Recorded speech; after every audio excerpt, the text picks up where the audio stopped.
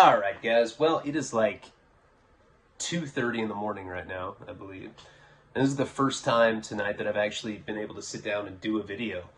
It's just been a gnarly night, crazy night. I mean, it probably deserves its own monologue video, so I'll probably save it for that. Everything's okay here. It's just been a wild night. But yeah, one thing that's making it even wilder, I make it sound like there's a bunch of naked chicks like eating bananas here. It's not like that. Is that I'm quitting smoking cigarettes. And like, honestly, like going into it, I was like, I'm like an internationally recognized dope fiend. I'm not, but I'm just, this is the shit that I tell myself. Someday they're gonna name rehabs after me in like Zimbabwe. Zimbabwean crackheads will go there. I don't, imagine if I really told myself stuff like that. I'm sure a lot of you are like, don't lie, you do. You're weirdo, delusional. Not now. That was the breakdown. I'm good now. I know that nobody in Zimbabwe knows who the fuck I am. But going into it, I thought it was going to be a lot easier than it is. It's hard. Like picking the carpet looking for scraps of tobacco to boof. I'm like, oh, fuck. I think I feel some dizzy. Yeah. You know, I thought because, honestly, because I've kicked methadone, Suboxone, alcohol, benzos. I've kicked all the craziest shit you can kick. I was like, this is going to be nothing. This is the thing, though. You know, I've been to jail 17 separate times. I've been arrested 17 separate times. Probably more than that. Like, if we're counting not going to jail, just being, like, detained or juvenile arrest, whatever. 17 separate adult arrests that I can think of. And, of course, every time I'm, like, kicking crazy habits. And I'm always kicking tobacco when I go in there. But I'm so focused on coming off like methadone or whatever it is, heroin, that I've never noticed that you actually just start fiending for tobacco. Like I'm fiending. I feel like after you do that last line of coke, you know, at the end of the night, and you're like, I'm just going to start snorting everything that I can find on my desk. Right? I don't even care. I know that it's not coke. Fucking ash. Oh. And like you tell yourself that like you might feel something. I'm like at that point, but with tobacco. Where I'm like I know that refries that I'm smoking are like, have dog piss on them and I don't care. Like, so what? You don't know what it feels like. No, I'm using this. This was Karina's before she got pregnant. And you cradle the end of it and it vibrates. And it comes vapor cum. No, it doesn't vibrate. It's just a pink disposable vape, which I feel kind of silly. I'm like, ooh, did you check out that piece in the New Yorker? Phenomenal. That's how I feel with one of these. I don't know. It just doesn't feel right. It doesn't do that. It's not the same. You know what I mean? I was able to quit smoking once for like a year with vaping, but I don't want to do that. I'm just using this as like my crutch. I got that. I got Nicorette gum. I got the snortable snuff. And I'm still bitching. I'm just a bitch. But yeah, I'm going through. I really want a cigarette. I'm done. That's it. I'm not doing it anymore. You're not going to see me go outside anymore. I'm done. I'm sure there's people that are like, yeah, we'll see, man. We'll see. Like, comment, subscribe. Check out patreon.com/Ryan Leone. It's in the pinned comments. And this is going to be another Albuquerque or New Mexico, whatever we're calling the series. I want to call it Albuquerque, but like every time I go to title a video, that's a really hard place to spell. So I'm like, fuck, all right, New Mexico, I know how to spell that. Sorry. I was trying not to do an introduction, but I just had to warm up a little bit. Been a long, long night. So where we had left off last time was probably, I think, you know, in the middle of some action. So I had, you know, gone with this girl, Lily. And she had taken me to her massage school. Because remember, I couldn't find dope in her area. She lived in this complex, and for some reason, the only people that hung out there that did drugs smoked crack.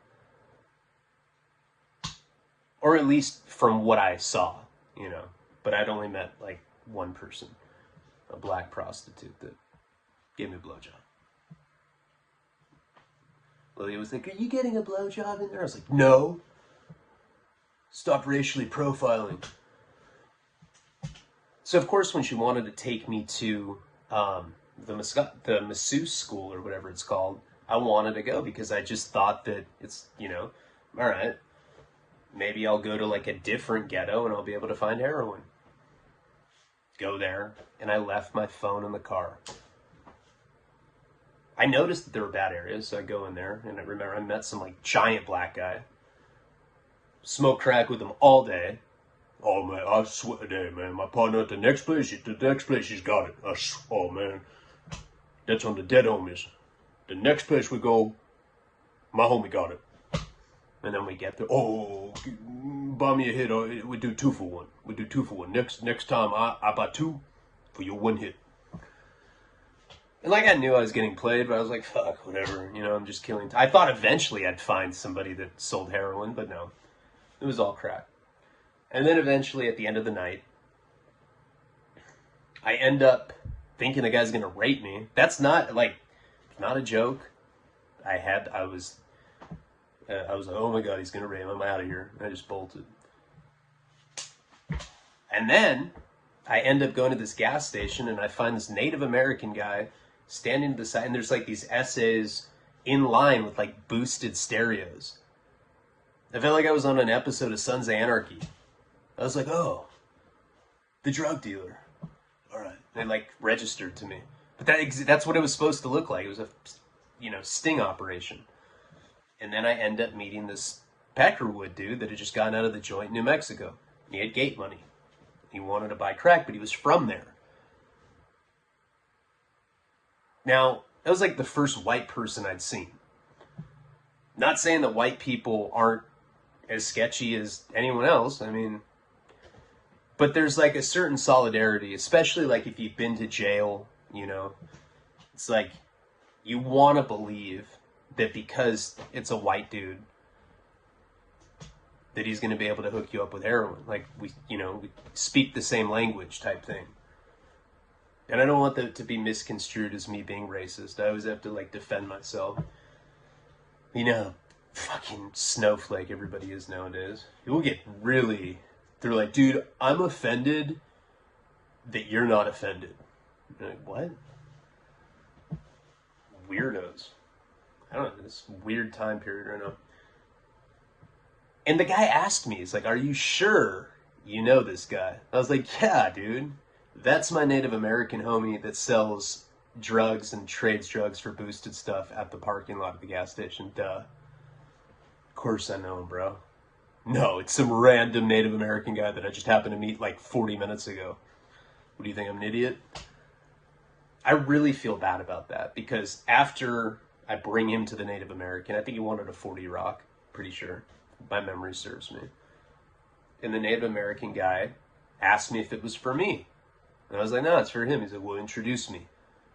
I know how these crackheads are. He's going to want to come back. And that way he can deal with me directly. I was like, all right, whatever. I don't know what. Maybe it's because when I had talked to him earlier, the Native American drug dealer that was not a drug dealer, I told him that I was a heroin addict from California. I was like, I need Chiva. And he called his partner and he's like, hey, are we doing Chiva tonight? Oh no, man, no Chiva tonight. Maybe the reason that he didn't want to set me up or at least give me a chance to get away is because he knew that I was from out of town and they were just trying to bust, you know, people that were from there. I don't know. Who knows? But we ended up walking like half a block and the Native American said his partner was in this pickup truck. Now I'm like at the street corner watching. And it was really weird how it went down because, you know, I'd been smoking crack all day. So I'm already bugged out. Like, You know, I don't trust anybody.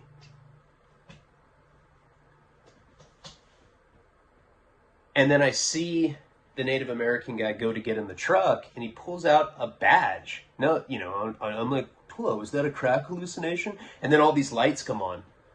And you get on the ground. I'm hearing, there's a bunch of cops down there. One of them shines a flashlight on me. He's like, hey, on the ground. I was like, oh my God. I was pretty far too. I mean, give you a sense, I was probably more than a football field away. Something like that, or about a football field.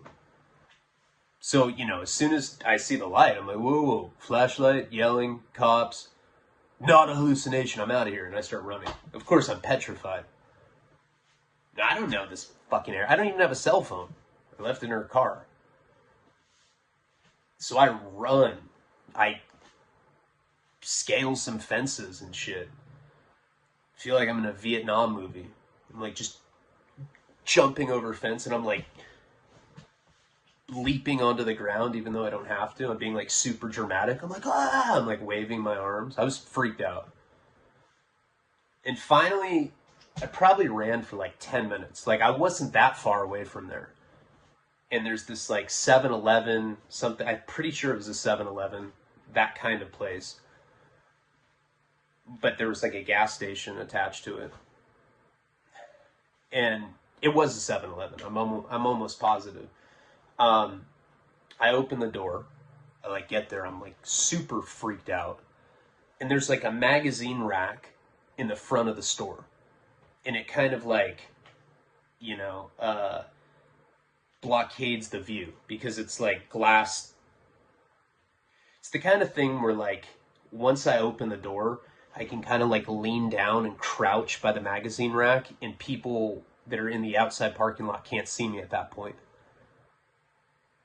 I'm just doing this and like probably looking 100 times more suspicious than if I had just walked in and like gone to the back of the store or something.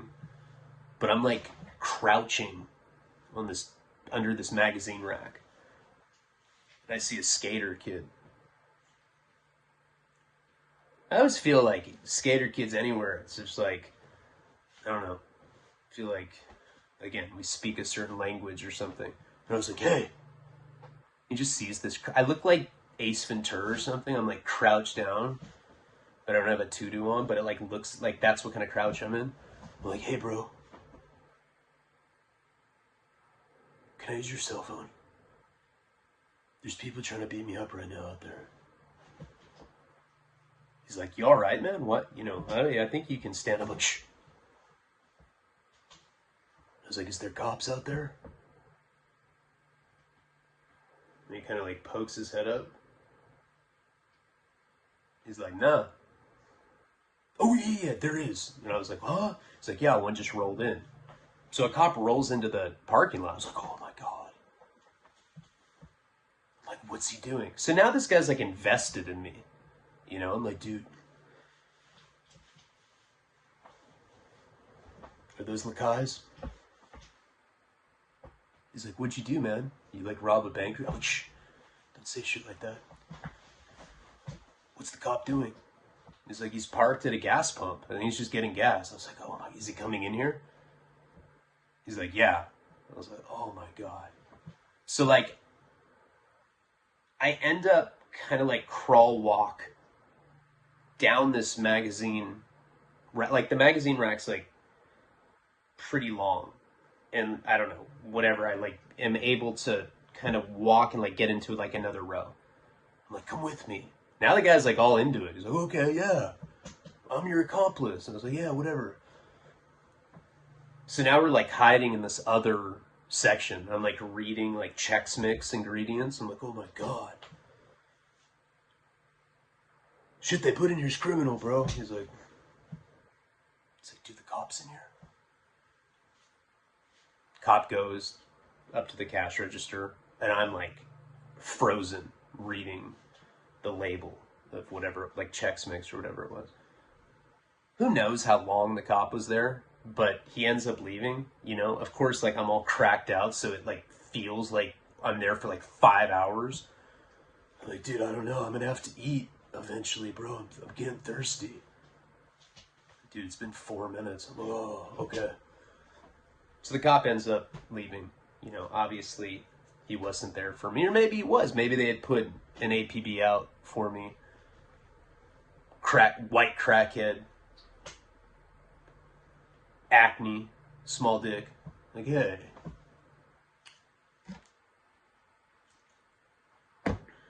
So I'm like, hey man, can I use your cell phone? You know, I think I'd asked him that originally, but then this cop came and like, you know.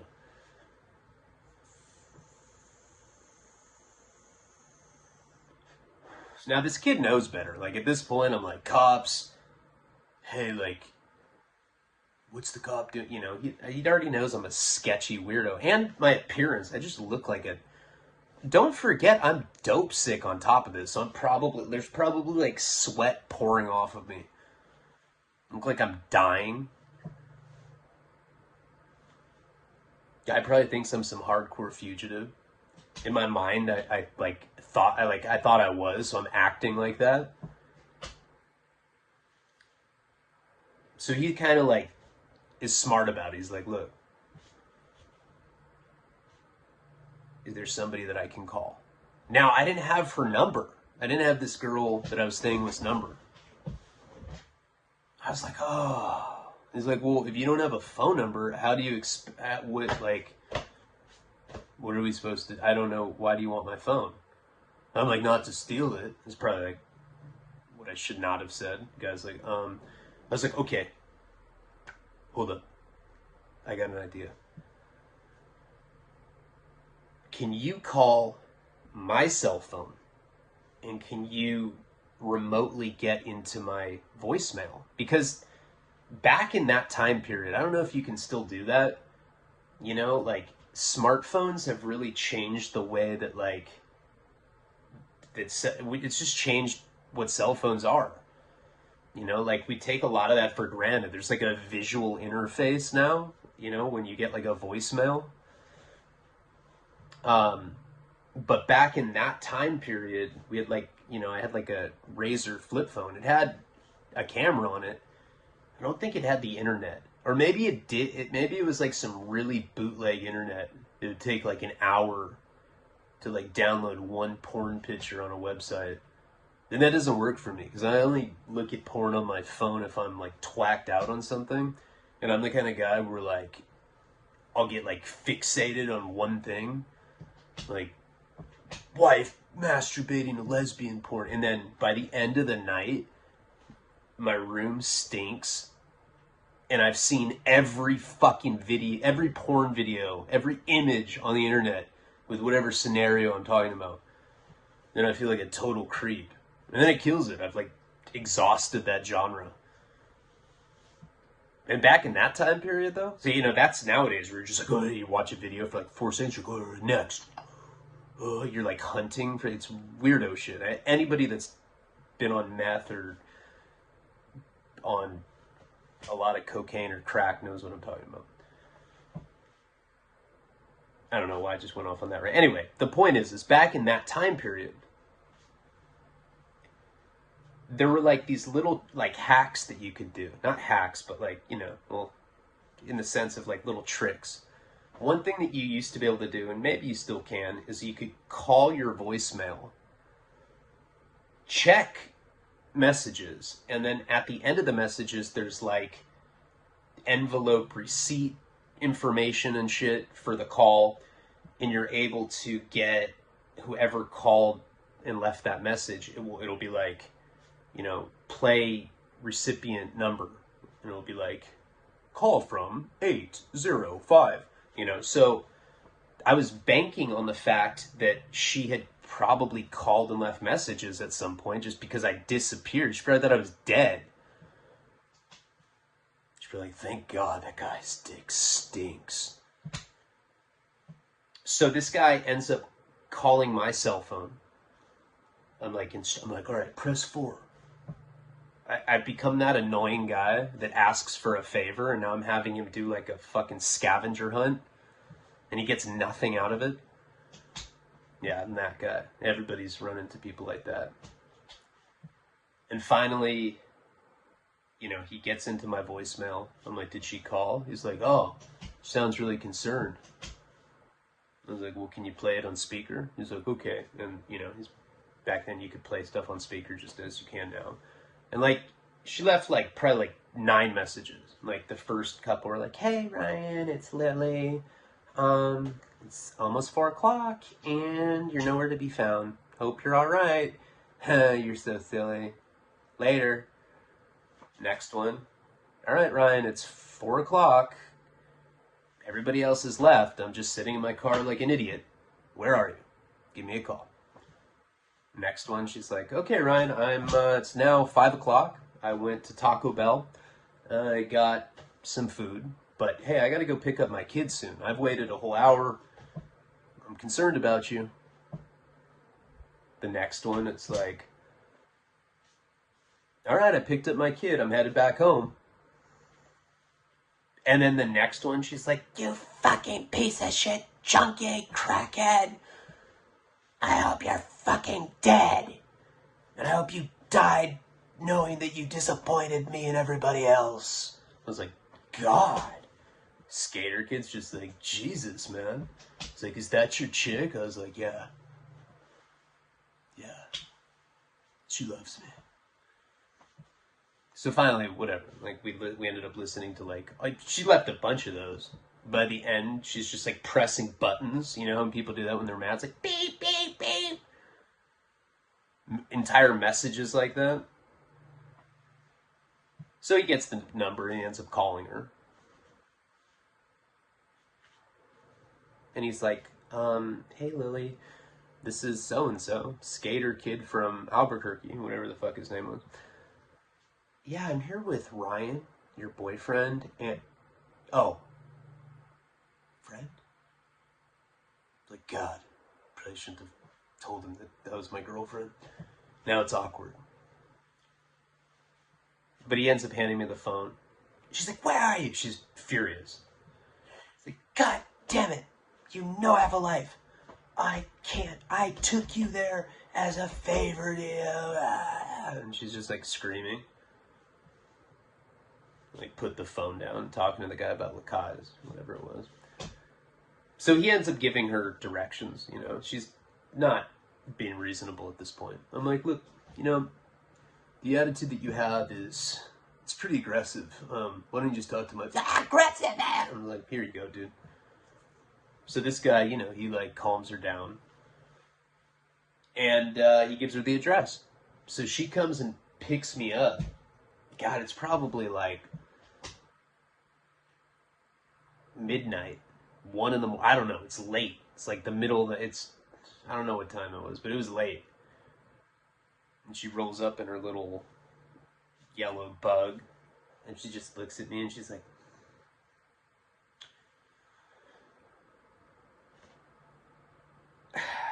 I talked to my mom, and she told me not to be mad. I do this to myself. And she's like crying. I'm like, what? Look. It's not your fault. I got lost. She's like, shut up, man. She like knows what's up. So she's like with her kid. She had to come pick me up. She's not happy about it. I don't fucking blame her. Parasite junkie at this point. Thing is I was like really deep in my illness. I was like sick. All I could think about, like, my sole purpose in life at that point was to do more drugs. Pretty pointless life. And then all the bullshit that comes with it. Thinking you're going to get raped by some giant black guy behind a dumpster. Normal people, I don't think, are in situations like that where, like, you're crouched behind some dumpster smoking crack, some random person, and you just automatically think you're going to get raped and, like, jump up and run. Maybe. If that happens to you off drugs, then, I don't know. It's pretty bizarre.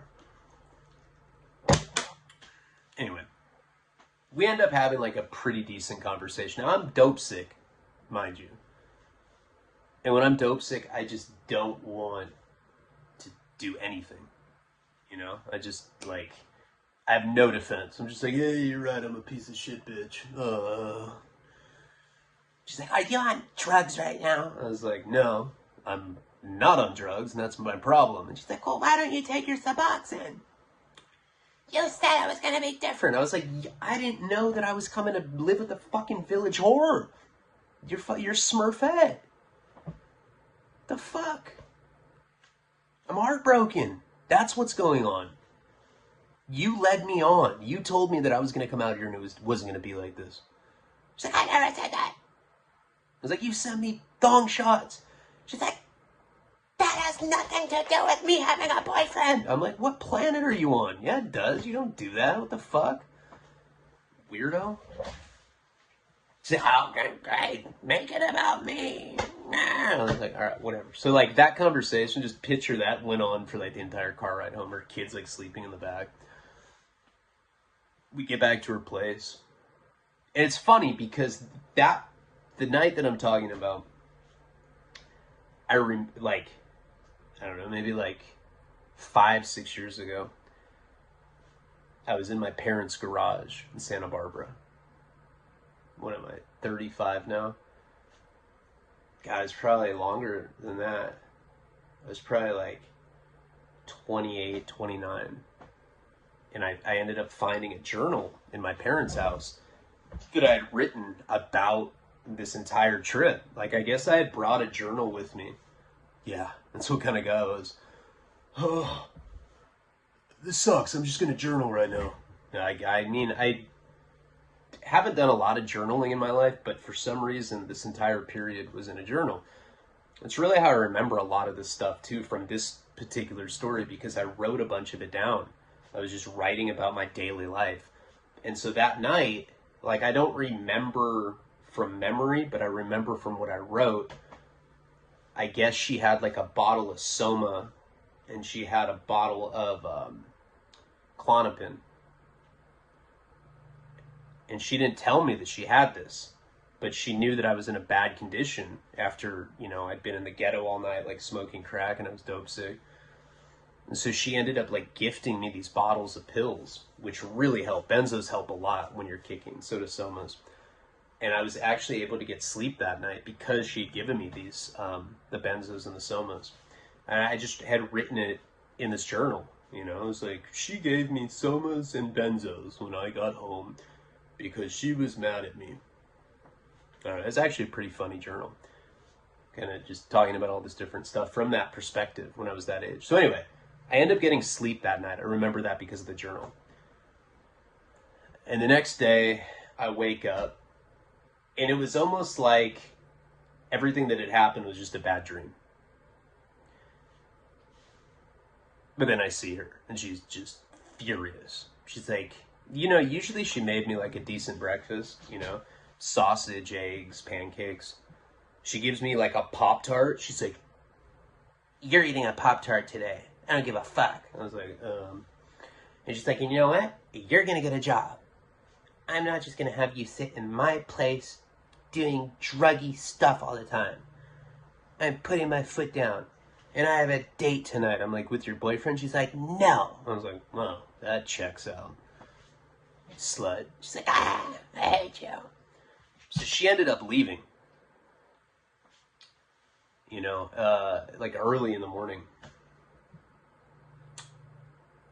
Anyway, that it was probably like, I don't know why she was up so early, because I know that she woke me up to give me a Pop-Tart. I know this, like I wrote this in the journal, like I said, and this is what had happened. So maybe she had to like do something that day. Whatever the reason, we got up she didn't normally get up that time. It was like before sunlight was up. And me being dope sick, I did get some sleep that night, but you know, it was easy to get up that early, you know, just because I felt so shitty. By that point, I'm in full-blown withdrawal. Like, you know, we're like day 2 or 3. I think maybe day 2. Of like, and for me, being dope sick, day 2 is the worst, for sure. I don't know why. It's just always been, that day 2 just sucks. Day 2 and day 3 are fucking horrible.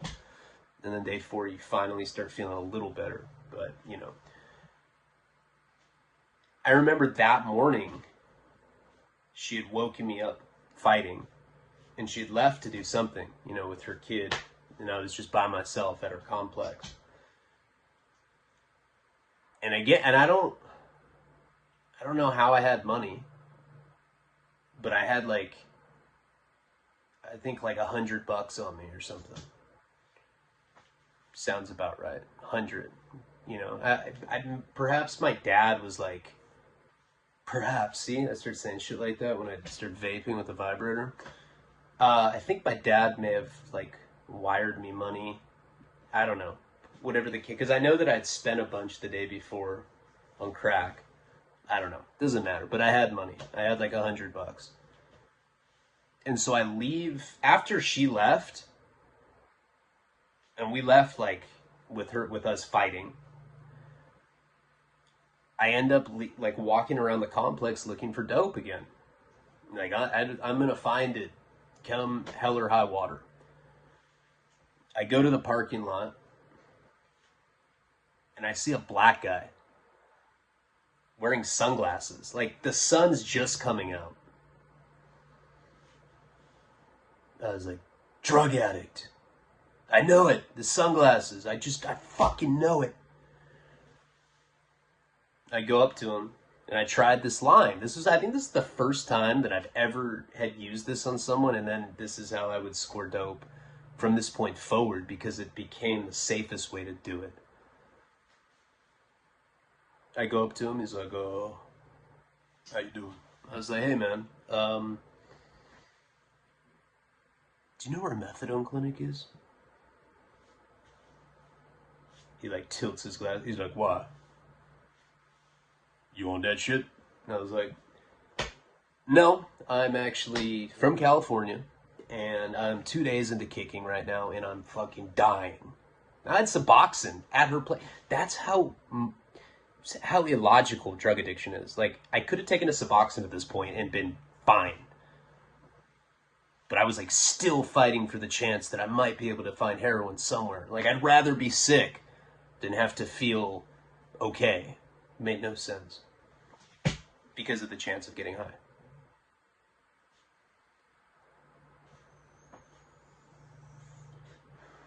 He's like, I'm going to the clinic right now. But I have a feeling that you don't want no methadone. I was like, can you help me, man, please? Oh, I get the most virus dope in Albuquerque itself. $60 a gram. I was like, thank God. He's like, now I gotta go to the clinic. I got a dose, and then I'm gonna come back, and I'll bring you the gram. I was like, whoa, Remember, I've been burned so many times at that point in my life like that. I was like, look, man, there's no way I'm giving you money unless you give me dope. Unless there's like a exchange, unless it's like a COD transaction, I'm not giving you any money. He's like, listen here. My car is parked in a fucking parking space. I live here. The fuck am I gonna go? You know what you park, cause like on the space, it like you could tell like which unit it was from. It was like that kind of a parking lot at this complex where like it was like numbered. It was like 17B or whatever it was. So, and I was so desperate. I was just like, what time will you be back? He's like, I'll be back here at noon. You got about, 5-6 hours. I was like, oh my God. He's like, look, I'll even give you some clean spikes. And he ended up giving me like a box of outfits, or needles. He gave me a box of insulin syringes, like 100 of them. I don't know what. Like, cool, 100 clean needles for $60, right on. I don't know why he gave me that box, but I was really happy. I got like clean needles. I think maybe it was to just like secure my confidence in the whole situation. Like, here, look, I'm giving you needles. I'll be back. So I told him which apartment I was in, and he said he was going to be back on his lunch break and he would hook me up. And he said it was the best. It's like, and everybody says that I get the best drugs. On the dead homies. I just felt like saying that. He didn't say that. So now it's like I feel a tinge better. You know you have something coming, there's this like psychological what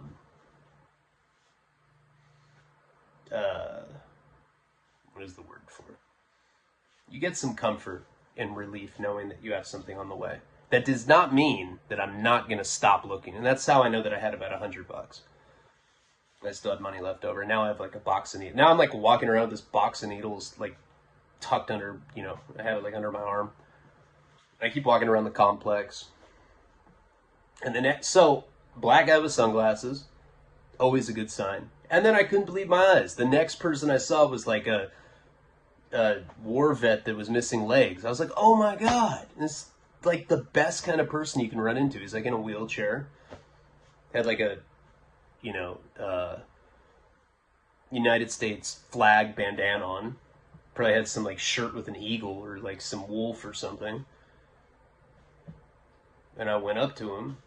I was like, hey man. He's like, hey, he's all friendly. He's like, how you doing, bro? I was like, I'm doing good. It could be better though. I'm dope sick, if you know what I mean. Oh, I know exactly what you mean, bro. Well, I got Oxycontins. I was like, I'll suck your dick, dude. He's like, huh? He's like, I was gonna say I'll give you some Oxycontins for $20. I was like, oh yeah, gross. Just kidding. It's a badass wolf shirt, so thanks, brother. So he had Xanax bars, and he had Oxycontin. And he ends up giving me,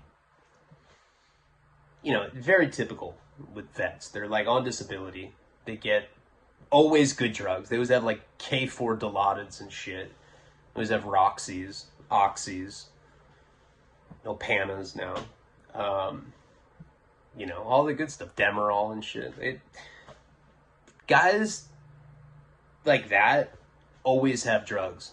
Like, that has been my like Hail Mary in so many situations where like I couldn't get anything, and then just some dude on a wheelchair rolls by. It's like, I got Dilaudids. I'm like, oh, and it saves me.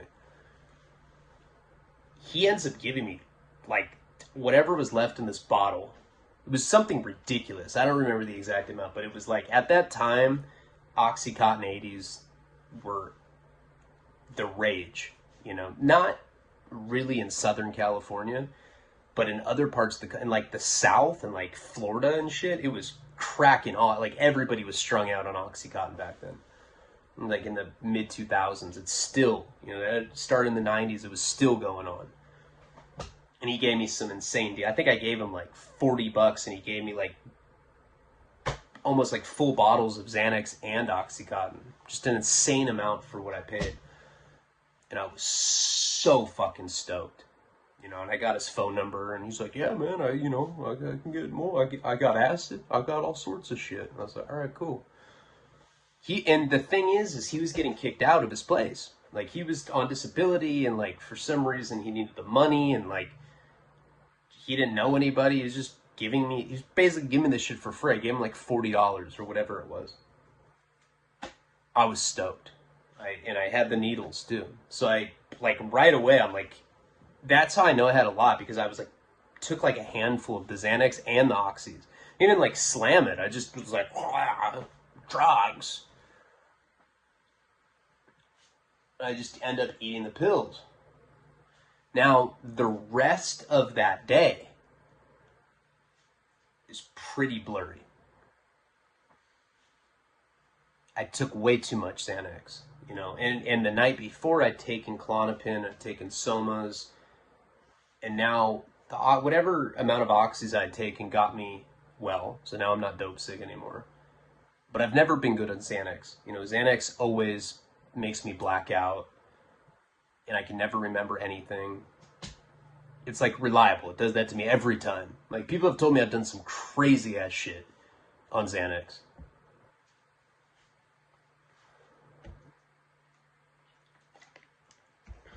Like, yeah, bro, you killed 8 people last night. You gotta stop flailing like that, dog. Can't have you at the parties anymore when you're killing fools. No, that's never happened. Joke. Everything I say is bullshit. There's a disclaimer. what ends up happening is the Xanax is really what fucked me up, you know. And benzos have like a long half-life, so like whatever I'd taken the night before was still fucking me up too. And what I know is this: I wake up with a needle in my arm in an elevator shaft, like outside of like an elevator, like face planted with a Narcan shot in my arm. And I woke up sick as fuck. I was like, ah! He's like, oh my God, Jesus Christ. And it's the black guy from the guy that had sunglasses on. I was like, what the fuck? He's like, you piece of shit, man. I was like, oh, what happened? And he kind of was like dragging me. He like dragged me out of this elevator, like onto this, like into this hallway. I had no idea what happened. I just woke up like that. And he had actually called Jeff. I guess, you know, at that point I had my cell phone back. And he went to the last called number, and, you know, I'd been talking to Jeff, and he's like,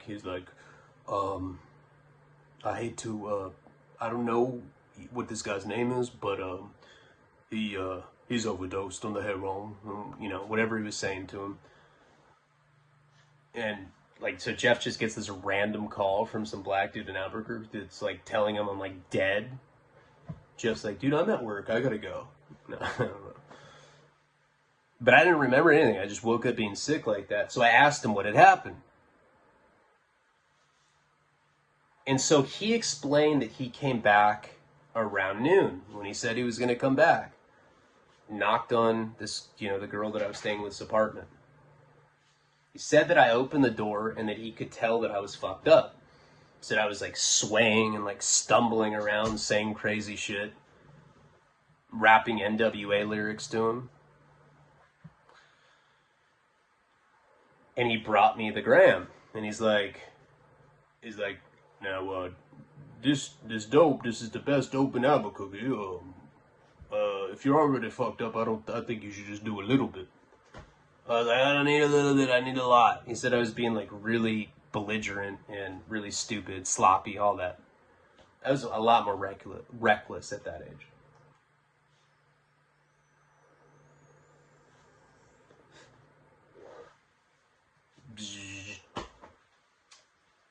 So I guess I was like, can you cook the shop for me? I don't feel good. Like, that was my whole play. Like, I'm sick.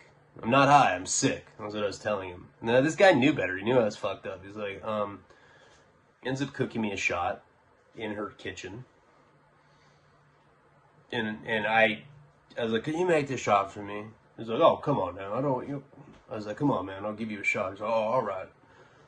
I ended up like breaking bread with him. So at that point, now he started like helping me. So he makes me a shot and he hands me the loaded syringe. And he told me that I went to go inject it. And I was like missing my arm. Like, I wasn't even missing the vein. Like, say the arm's right here. I was like so fucked up that I was like stabbing at air. I was like, oh. I was like, dude, I have no veins left. He's like, man, you're not even touching your arm. I was like, then do it for me. Do it. Good. He's like, oh, well, I don't know. Are you, you know, he didn't know how strung out I was. He didn't know what my habit was. And this dope was out of control good. It was. Honestly, some of the best heroin I've ever done in my entire life. I have no idea how many oxys I took. I don't know how much Xanax I took. But I know that I was really fucked up. And what had happened is he stuck the needle in my arm. Back then I had like, you know, even though I was a total junkie, like, I still had like the main crooks of my arms were still available. They weren't completely like pawned off. Hey. And he said as soon as he registered, he pushed down and I just ate shit. OD'd instantly. Now this is the problem. He lived like 3 apartment complexes up from me. From where she was. You know, this is like huge, I don't know, like 12, 14, probably higher than that. Probably like 20 floors complex. Huge complex. And he had Narcan because at that time, this is in like '06, they would give you Narcan doses, not like this, not the spray doses that I'm trying to do with the Paul Project, not that. They would give you actual syringes that you're supposed to inject somebody with intramuscularly. And they'd give them to you at the needle exchange programs. You know, they weren't doing that in California, at least not in like Santa Barbara or Monterey or LA at that time. But in Albuquerque and in other parts of New Mexico, when you went to the needle exchange to get needles, like he had a box of 100 clean needles that he had given me.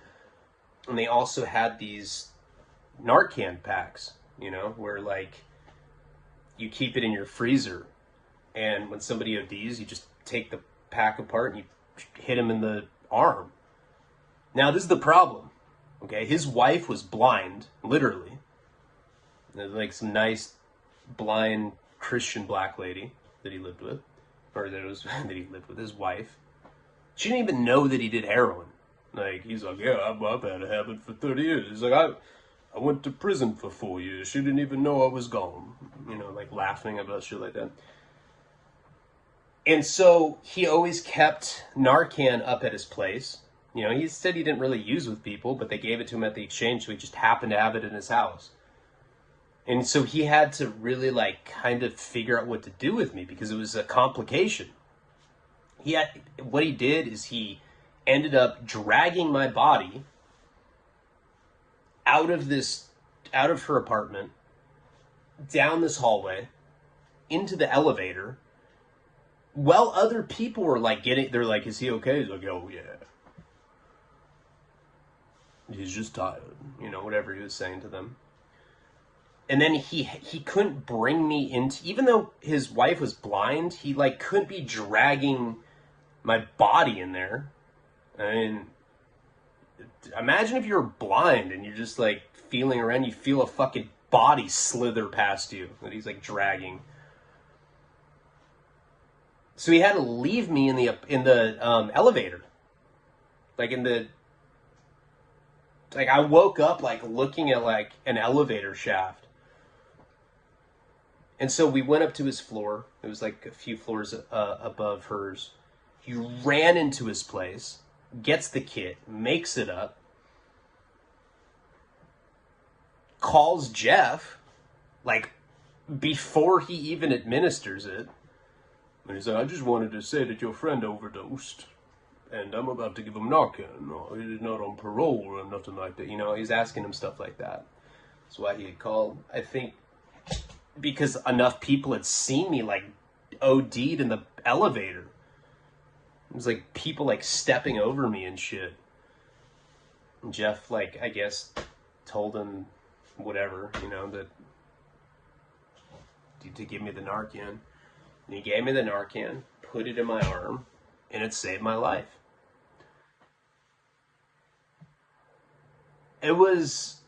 That's a great example of why we need Narcan everywhere, you know?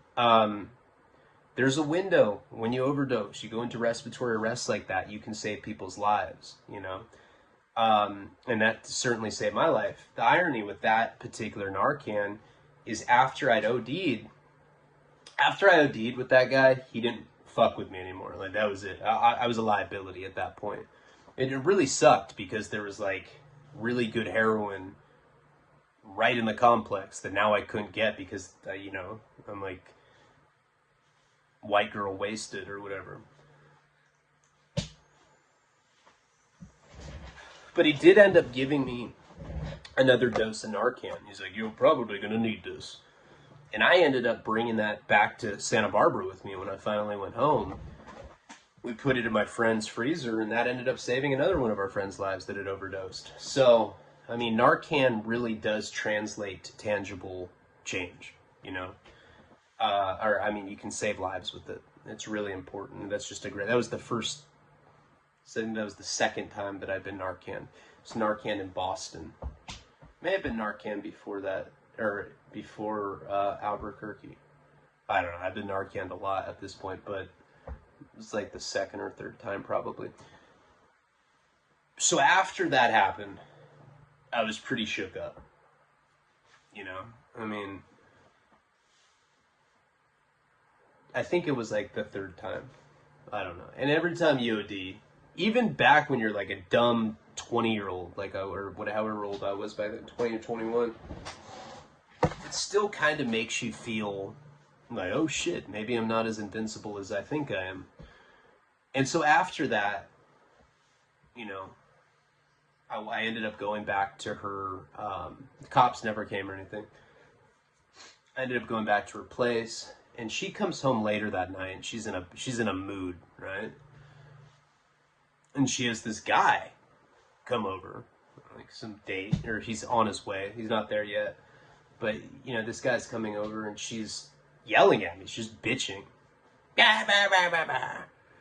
Do you know what an inconvenience it is to have you and you smell like shit and you leave your boxers with shit stains on the towel racks? That's disgusting. That's disgusting. What about when I bring a guy over here? I don't want to be a single mom forever. I'm like, well, what about the fact that you have another boyfriend? What about that? She's like, I don't want to hear it, or virtue signaling, or whatever she said. You know, she was all mad about it. And then out of nowhere, like, you know, she's like yelling at me, and I was like, I overdosed today. She's like, what did you say? I was like, yeah, I overdosed today. And she's like, what? And I told her about it, and it actually was not the reaction that I thought I was going to get out. She was actually very, very sad about that. And she's like, oh my God. And she like instantly changed her whole tone with me. She's like, oh my God. And she like sat down, made me a cup of coffee.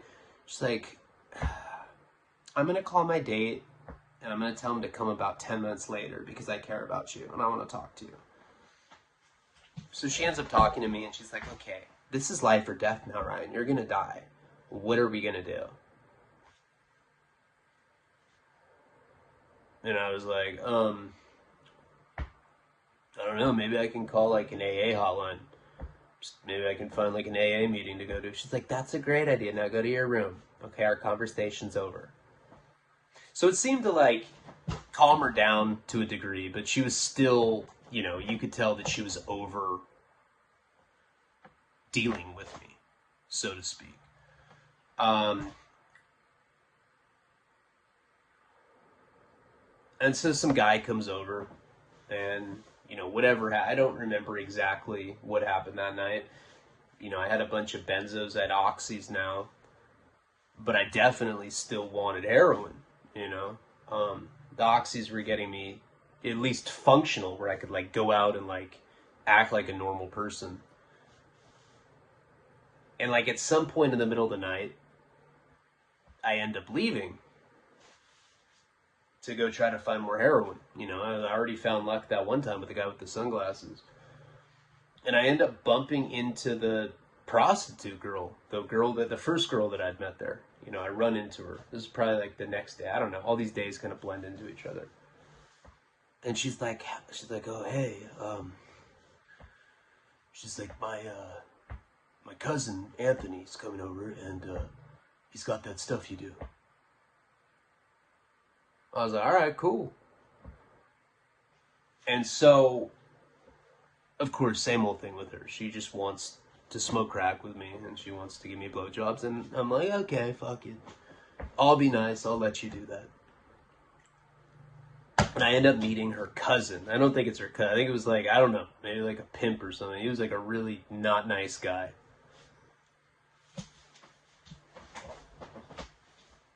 And he's like, yeah, you know, he's like, I got heroin. He's like, but, you know, it's my partner's and he's got to come deliver it. He's like, you got a place we can all go hang out? The three of us? I was like, oh God, here we go with this. Now, I don't think that Lily was home. But it didn't matter. I was like, look, I'm living with this girl. We just got to sneak in and you can come up there. I knew I shouldn't bring this guy into her house. This guy was like a straight up dirtbag.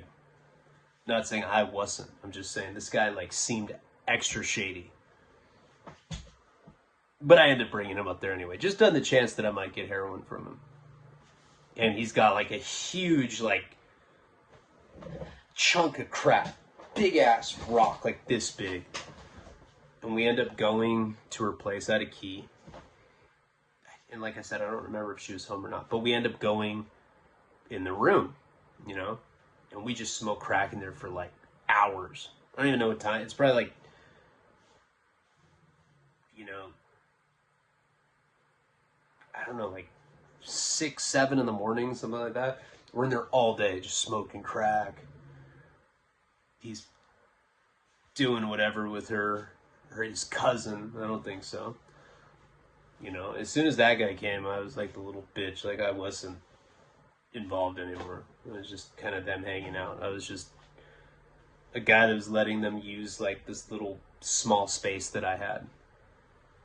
And this guy was big. He was like some massive big black guy.